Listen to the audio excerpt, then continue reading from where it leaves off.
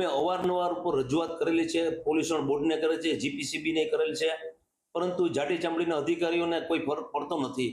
ને અવારનવાર અમે એને કીધેલી છે કે ભાઈ જે કોલસી ઉડે છે એનાથી માણસોની આંખોને નુકસાન થાય છે, ફેફસાને કેન્સર થાય છે, અને ઘણા માણસો એમાં મરી ગયા છે અને આંખું વહી ગયું છે. કાયદેસર કાર્યવાહી થાય એવી અમારી અપેક્ષા. તમે જે આજે રજકણો ઉડતા હોય છે તો એને પાકું કરવાની અમે એને લિખિત સૂચના આપવામાં આવેલી છે કે ભાઈ તમારા અંદરના જે રસ્તા છે એ પાકા કરવા અને સ્પ્રિંકલિંગનો જે છે સખત ઉપયોગ કરવો, જેથી કરીને આ ડસ્ટિંગ નિવારી શકાય. આ ભૂતકાળમાં નોટિસ બી જે છે ચોક્કસ નોટિસ બી આપવામાં આવેલ છે.